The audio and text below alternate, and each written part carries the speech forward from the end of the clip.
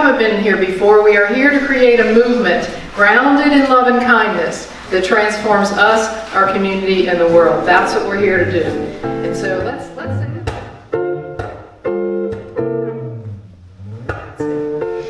Well, today is September 11th.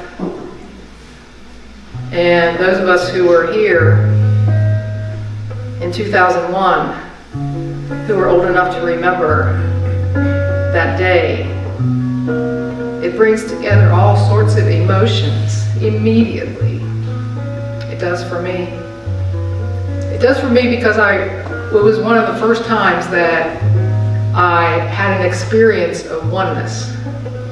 Because I thought to myself, how can I be in Wilmington, North Carolina, and not know anybody who died in the tower, not know anybody who lived in New York who worked there, not know any of their families, not be even tangentially connected. And I was extremely sad. I was heartbroken. And I thought, this must be what oneness is. Because how else could I feel this way? Unless I did have a connection. It just wasn't a physical connection. It was a spiritual connection. And I imagined all those souls that in 1 second were relieved of their bodies. Their body was gone and their soul was left. And I wondered to myself, I wonder if that soul's confused or if it's elated. I don't know for sure. But anyway, let's take a deep breath this morning and close our eyes.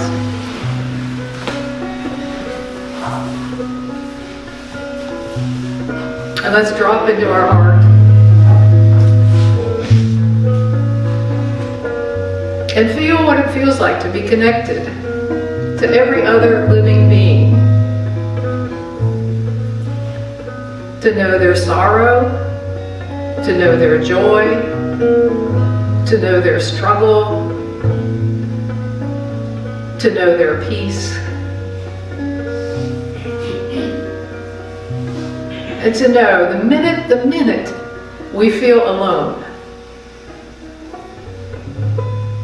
to remember, to bring ourselves back, and to know that certainly we are not alone. That we are a part of the divine, the part of the living, breathing universe itself.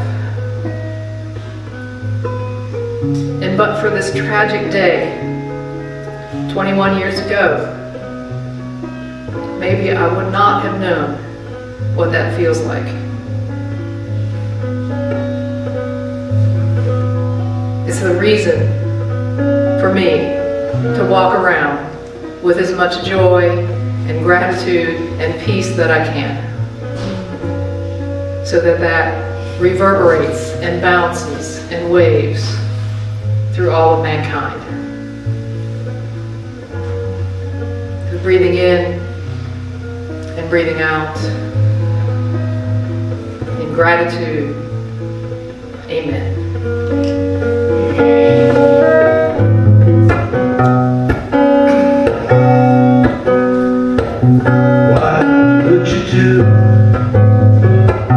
If I say I do, just stand up and walk out on me.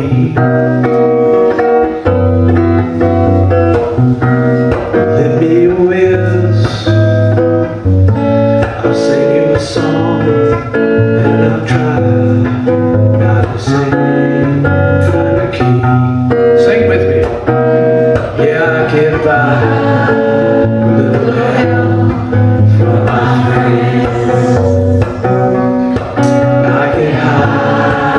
Little help from my friends.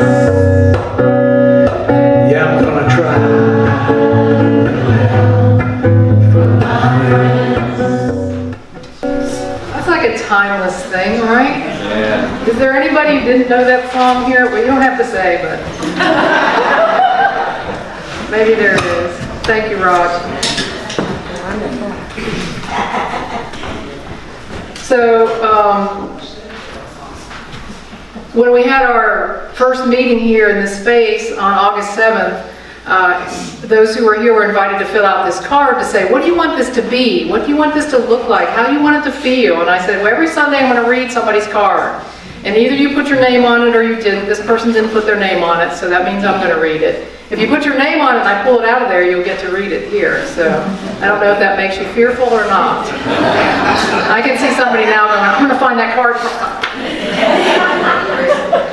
So what do you want Soul Center to be in your life and for others? This person said peaceful, understanding, love without conditions, and loving without conditions. How do you want it to feel? In the moment?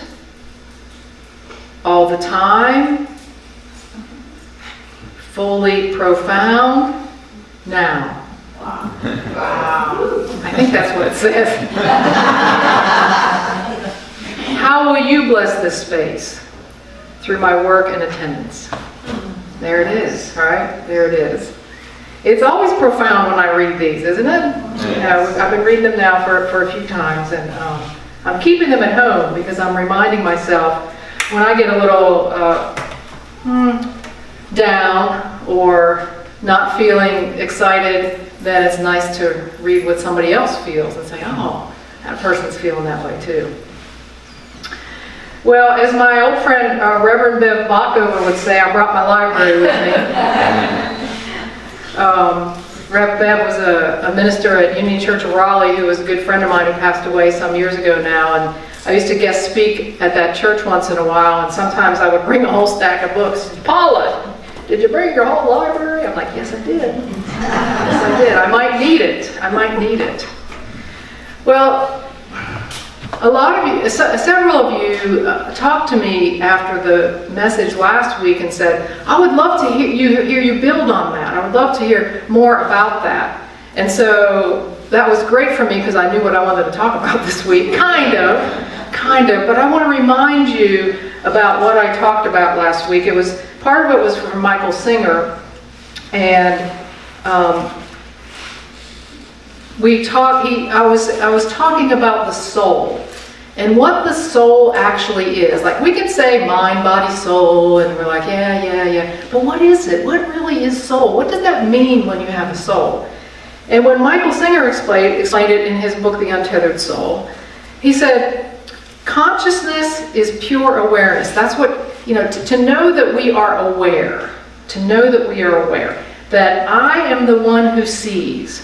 Back in here somewhere in me, I look out and I am aware of events and thoughts and emotions that pass before me. And if you go deep there, when you live there, a true spiritual being lives there without effort. It's just there. And the way he explained it to us, or the example that we experienced here, was to look around this room and see everything that's here. Remember this? You can see everything that's here. You can see all the colors and the textures and the items and everything that's here. And he said, okay, now in your mind, in your brain, try to describe it all. Like, how long would it take you to describe all the stuff you just immediately saw but didn't have to think about? That is the seat of the soul, where we can just know. We don't have to think, oh, that's a shade, I wonder where she got it, and it's hanging this way, I can see through it, oh, isn't that interesting, it's blocked, and all these things. I mean, how many are there? Multitudes. You look out the window, but immediately, without thinking, we know what that is. Like, that is the seat of the soul. That is the seat of the soul. That awareness. That we can be aware that we're aware. The other experiment, of course, was sitting here, closing your eyes and imagining that there's nothing in here but you sitting in the chair. Remember that? Yes. And you can do that, right? You can sit here and imagine in your mind that everything else disappears and you're sitting in this wide open room. But then he says this. Imagine that your awareness disappears. Can you do that? Can you get rid of your awareness? You can't, can you? You can't just pretend it's not there like you can the stuff that's around you. Okay, and he's saying that is the seat of the soul. That is the seat of the soul. And then this other book that's blowing my mind, I shared with you. This is a recap, especially for those of you who weren't here last week. This is a book called Love Without End, Jesus Speaks, and this woman who wrote this book had an experience of Jesus showing up with her and teaching her this stuff. All right? And you can believe it or not, but listen to this. He says, the soul is crying out for a reality experience which only physical life can give it. So that awareness that we're talking about wants to be here to have an experience. And the body, our physical nature, is crying out for an immortality experience which only the soul can give it. So here we are, body and soul. Here we are. And he says, as you permit this union to fulfill itself, you will directly know how it feels to be the love that you are. So it's both. Some people say, oh, I just need to be a soul. We are a soul and we are a body for a reason. The soul wants to experience this. He goes on later here, he says, the soul knows harps and angels and all the good stuff. The soul doesn't know what a thorn feels like, or what it feels to go to a ball game and root for your team and the excitement about that, or what it feels like to hear this kind of music and to be drawn in by it. The soul doesn't know that. It's here for that. Right? And the body wants to know immortality. And I said, well, how do we do that? How do we do that? How do we care for our soul? And this is the last jumping off point before I go. And Jesus says this. This is how you care for that soul, that awareness. Release attachments. Release hatred and fear.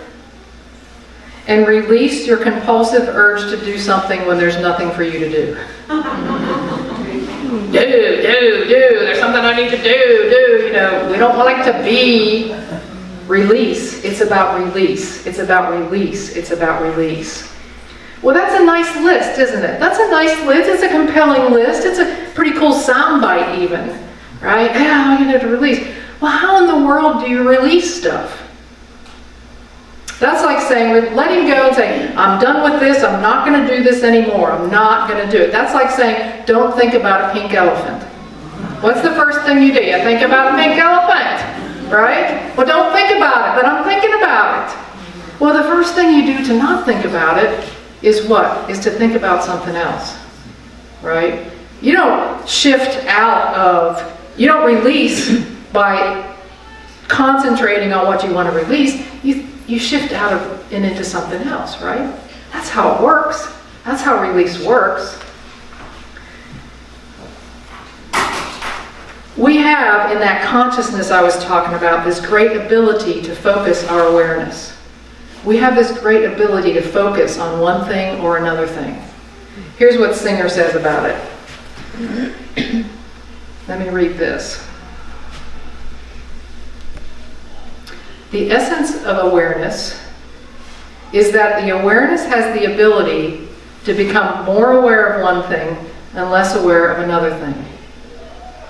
All right? In other words, it has the ability to focus on certain objects.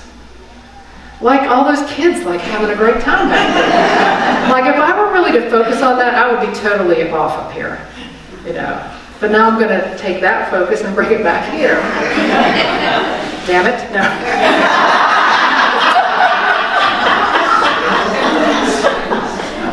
If you step back into that awareness, you will clearly see that objects are constantly passing before you. You can hear them, you can see them, you feel an emotion about them. When you're not centered in consciousness, in that awareness that you're aware, things can grab your attention. Like this, this is a perfect example. I'm so glad it's happening. It can grab your attention. Or you can decide to focus here, and I can decide to focus here. Or somewhere else. Maybe you're looking at the garden. Okay, you have that ability to do that. If it concentrates enough, your sense of awareness loses itself in the object And it is no longer aware that it is aware of the object and becomes object consciousness. In other words, if I keep thinking about that back there, like I said, things will not go well up here at all, because I will be there. And that's what happens to us. We get so drawn into whatever it is in front of us, we don't even know what's going on around us. He gives a great example in here. How many people like to go into the movies?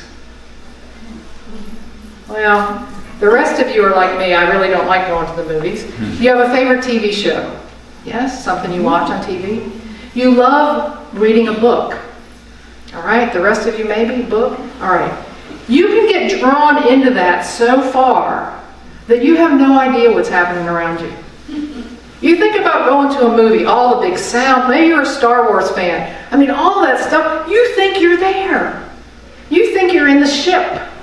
You think you're right next to the detective doing what he's doing in the thing. You're just right there, aren't you? You forget that you don't have the awareness that you're in that theater. Like you're not aware of seeing yourself sitting there and seeing yourself watching the movie. You're not there. When I'm watching a TV show, when you're listening to music, you're so right there that everything else drops away. And that's what happens to us. That's our ability. That's the beauty and the scourge of it, is that we have the ability to focus, like right there. Like when I'm doing pottery, when I used to do pottery on the pottery wheel, oh my gosh, you need that. Because the minute you're there and you're making this thing and the wheel's going round and round, and you're making this pot and you're pulling it up and it's like this tall, and then somebody says, hey Paul, and you go like this, boom, it's gone. I mean, it's gone. That wheel keeps turning, somebody hit into you, you're like, oh God, it's gone. Your concentration is gone. Right? That's what happens. But that's how focused we can be. That's how focused we can be. But the problem is, like I said, we lose ourselves in that. And the same thing happens when the things aren't so good, like hatred, judgment, releasing attachment to things. We're so attached to this thing that we don't realize that we are simply the observer of whatever that is. Are you getting me? Like, I think this is a big deal. Yeah, let me see what else I was going to read here. Here it is. When consciousness gets sucked into it, it no longer knows itself as itself. When I get sucked into it, I no longer know myself as soul. All the time I'm going to have that today, aren't I? It knows itself as the objects it's experiencing. Unless you're fully seated in your soul, you're not back there being aware that you're the one watching all this. That's what it means to be lost. That's what it means to be lost. What differentiates a conscious, centered person from one who is not so conscious is simply the focus of the awareness. That's it. The focus, not terrible person, and I don't understand. It's simply the focus of awareness. When you are centered, your consciousness is always aware of being conscious. And it's independent of what's happening in the outside. Just getting that out is exhausting to me. Because I'm trying to understand it too, then I'm trying to be it, then I'm trying to be aware.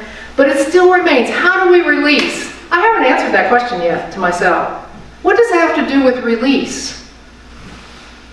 Because that's what we really want to do. We want to release that attachment. Well, we've already kind of seen that thinking about the thing we want to release is not the way you do it. The pink elephant thing doesn't work, right? You can't think about that. So it seems there might be two ways, as I thought about this, that we can release. One is kind of working at it, and one is more allowing it. And I have a lot of experience with working at it. I have a lot of experience with working at it. That's why I have this sack over here. One of the things I worked at And the reason I think this works is because it shifts my mind. It shifts my mind. Now, when Renee and I first went to Unity, we started in 2001. This is the first class we took. It's called Stretton Smith's 4T Prosperity Program. I mean, you can see how much. I even chaptered the book. You know, I put all these things in here so I would know where to flip to. I mean, I read this book a lot. I read it and read it. And guess what? It came with cassette tapes. So I would cassette tapes, all right? 2001, cassette tapes were still being used, everybody. I still have them all. I probably don't have anything to play them on right now. But I used to listen to this over and over and over again when I was on the treadmill.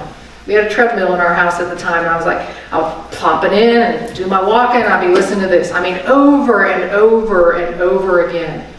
Until I released, this whole program is about releasing my attachment to lack and limitation. It was well worth it. It took some time. I'm probably still working on some of it. But man, over and over and over again, my mind and started to shift then.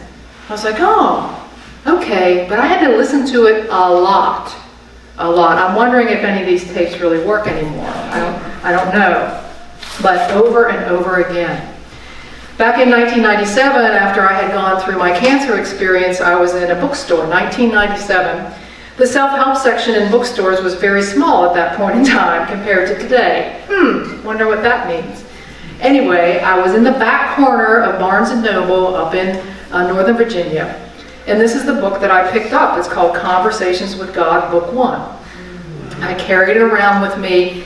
My other books that are Conversations with God books have white covers. This is kind of grayish brown because I carried it everywhere. I still have things, sticky notes in here. I read it over and over and over again because I was shifting. I was shifting out of my concept of what I thought God was into a different way of thinking. I didn't have to think, well, how am I going to get out of this idea of God? No, I just had to shift into a different way of thinking. And there are two things in here that I don't even have to look up anymore that really affect my life today. The first one is this, when God, talking to Neale Donald Walsch, says, the greatest freedom in the world is to live without expectation. I'm like, what do you mean? Like, I shouldn't expect anything? You know, that was a big turning point here. The greatest freedom in the world is to live without expectation. The other thing I remember from this book, and I remember more than just this, but the thing I can recite without even looking, is that the reason most relationships fail is because we expect the other person to complete us instead of offering our completeness to the relationship. Boom. Right? Well, I need somebody because I need them to... No, that's not the way it works. But over and over again, carrying this around like my Bible, all right, shifting out of that. That's what it took to shift out of that. This book is doing the same thing for me. You know, because you've been hearing about it. Look at it. It's worn. It can stay flat open on some pages. You know that I've been looking at this book. It's been helping me. It's been helping me shift in myself, but over and over. Pretty soon everything's going to be underlined and I'm going to have to order another copy to see the things that really stick out to me. Or maybe not, right? The only chapter that I haven't gotten through is Jesus and Science. I'm like, I don't understand it. So there's still a lot in here for me. But over and over again. To shift myself out of the conscious and focused attention on this and to consider this over here. But there's another way, I think. And that is this. So that's work, right? And it's good work. I'm glad I've done the work and I continue to do the work. But here's the other way. What about if I just take a seat in my consciousness? What if I just stay aware that I'm aware? What if I just am able to sit and watch my life without being attached to it? Because that's what happens. That release happens when I realize that I am not that. I am not this out here. I'm having the experience of this. My soul is crying out for that experience, even if it's a difficult one. Even if I'm struggling. Or if I'm in the most joyous place on earth. Can I be aware that I'm aware and allow all the attachments to simply fall away? It's what happens. I like that one. You know what it's called? You know what that practice is called? Meditation. Yeah, that's a practice called meditation. When you sit and fall into yourself and realize that I'm not my body, I'm not my experiences, I'm not any of this in the physical world, I'm not my emotions. Renee and I had a conversation this week because she was feeling some like anger or frustration, you know. I'm like, well, could you be aware that you're having that experience instead of being sucked into it? Not always an easy thing to do, especially in the moment. But it's possible. And when you do that, it's an automatic release. It's an automatic release. You don't have to think about, I need to release this anger. No, if I sit behind and realize that I am soul, I am spirit. My soul is here to experience this, but I am not this. It all goes away. That's the way it works. That's the way it works. You think so? Yes. Yeah. Here's the other thing that I think happens when we go there. I think that is the place that we know God. Whatever God is to us, I think that's the place we know courage, that we have strength, that we know wisdom. I think that's the place of the still small voice that Isaiah heard on the mountaintop, you know, when God wasn't in the wind and not in the earthquake and not in the rumble, but in that wisdom within me. That's where it comes from. That's where your intuition, that's where I think my intuition comes from. My next step. I was talking to Carly, having the willingness to take a risk. Because you know from the inside that, yeah, this is a risk worth taking. How about that? There was a quote that came across my desk that I thought was appropriate. It's from Stephanie Danden, and she says this: "The divine does not speak in logic, it speaks in energy, in goosebumps, and in wind." Yeah, that's where it is. When we're willing to get out of this focused attention on this and to take a seat in our consciousness. That's what I got for you today. So we're going to spend a few minutes in meditation now, yeah? I invite you to get comfortable in your seat. To take a deep breath in and another one out. And to see if, while we're here together, while we're vibrating in this place of curiosity, if we can take that seat in our own consciousness, to watch our life, to watch the current moment, to hear the current sounds, to feel the current emotions, but to be the one that sees it. To be the one who observes it, to sit in the seat of the soul that I am. Just for a little while. Breathing in and breathing out.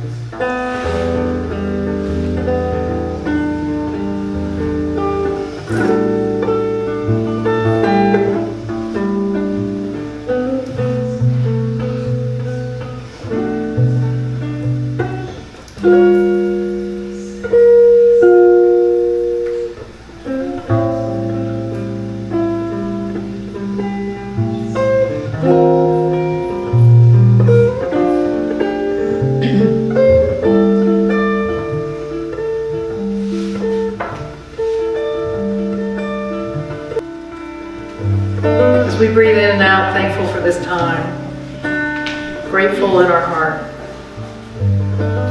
Let me read these words of wisdom from Mary Oliver. My work is loving the world. Here the sunflowers, there the hummingbird, equal seekers of sweetness. Here the quickening yeast, there the blue plums. Here the clam, deep in the speckled sand. Are my boots old? Is my coat torn? Am I no longer young and still half perfect? Let me keep my mind on what matters, which is my work, which is mostly standing still and learning to be astonished. The phoebe, the delphinium, the sheep in the pasture, which is mostly rejoicing since all the ingredients are here, which is gratitude. To be given a mind and a heart and these body clothes, a mouth with which to give shouts of joy to the moth and to the wren, to the sleepy dug-up clam, telling them all, over and over, how it is that we live forever.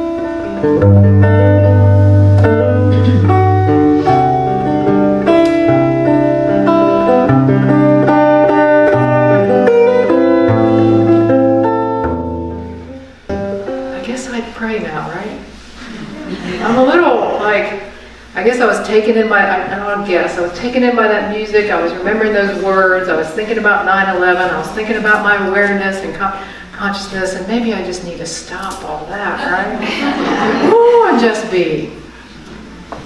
So let's pray the way we do at the end of Soul Center. The offering box is in the back. You can give online. You know those things, yeah. If you don't, see me. Are you ready? May I be filled with loving kindness. May I be well. May I be peaceful and at ease. May I be happy. May all beings be filled with loving kindness. May all be well. May all be peaceful and at ease. May all be happy. Amen. See you next time.